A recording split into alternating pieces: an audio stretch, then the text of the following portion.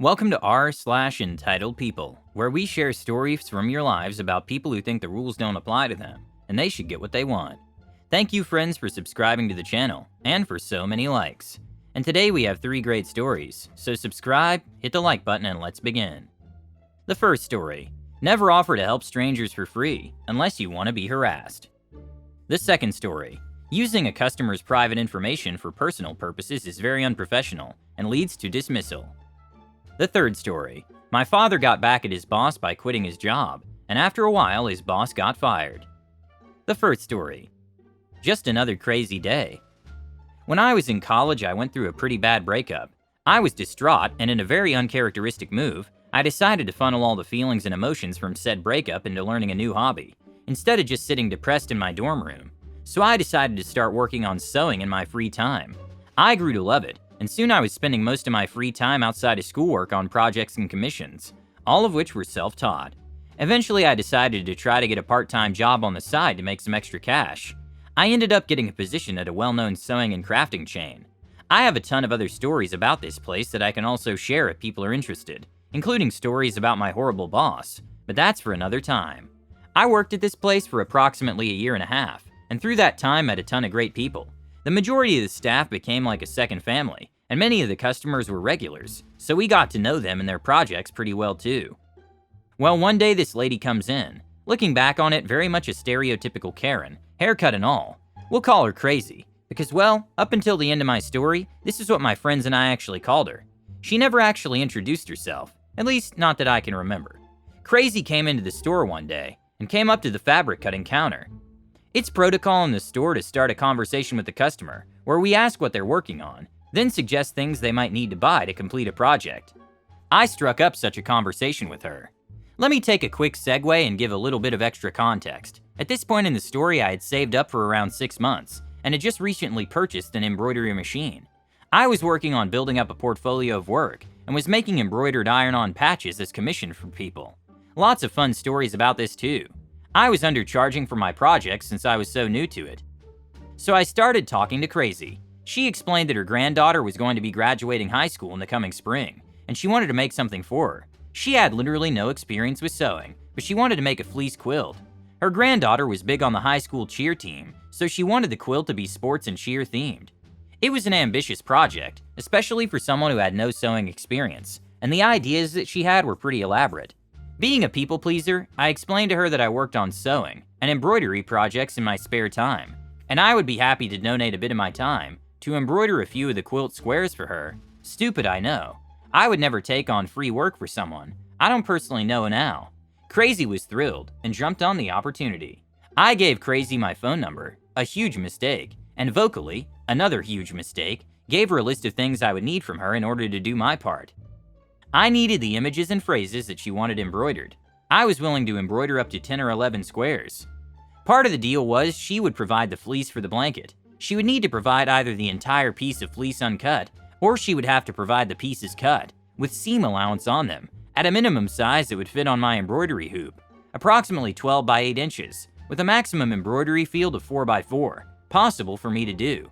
I didn't know of floating embroidery at the time, so that wasn't an option. Another part of the deal was that she would provide the embroidery thread. I showed her our display and showed her what brand and type of thread I used. I would provide all the stabilizer and thread check.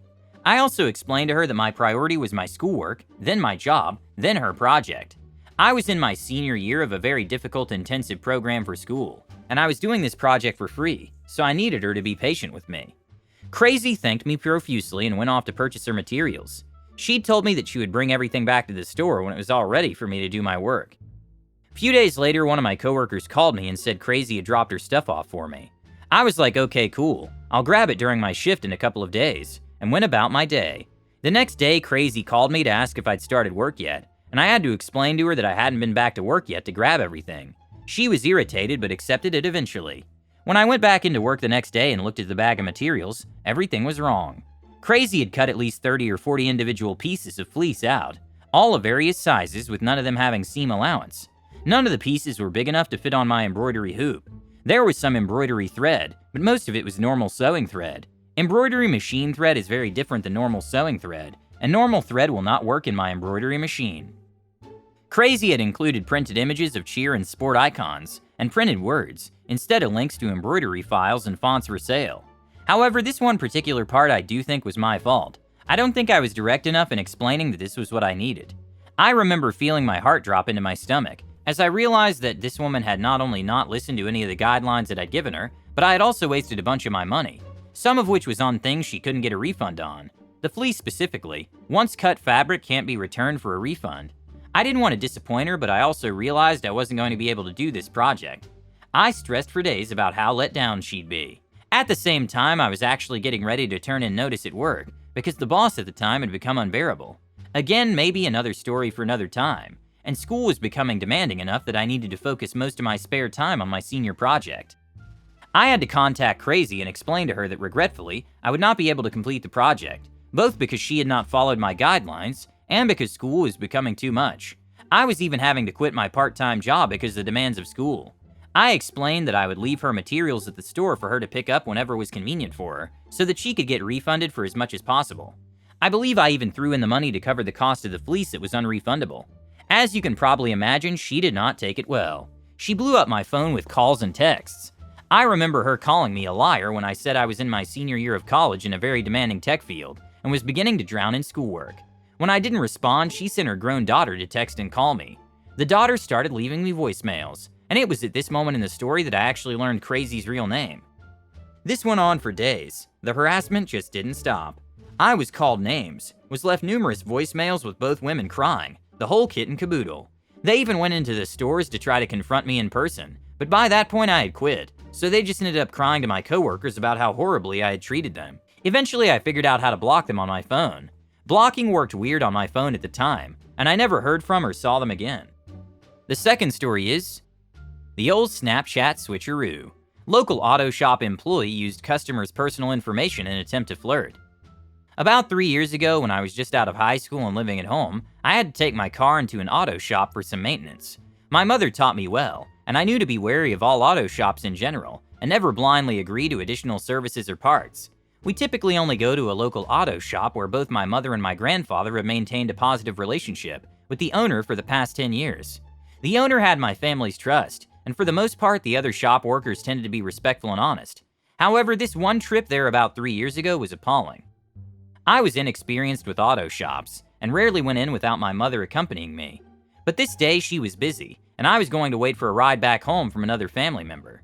After entering the shop, I realized that the owner wasn't there, and instead a younger, mid-20s guy walked from the shop to the desk. I'm female and I was around 18 at the time, and was very nervous and timid, but somehow seemed to attract his attention as he attempted to flirt with me. My anxiety was heightened already due to going to the shop by myself, and I just wanted to drop off my car and wait for a ride in peace. I was polite, though probably not dismissive enough, but I know I wasn't flirting back or being suggestive in any way, shape, or form. After handing him my keys, he asked for my name in the system. Since I typically go with my mom, my car was listed under her name in the computer, and thus I replied with her name to the guy.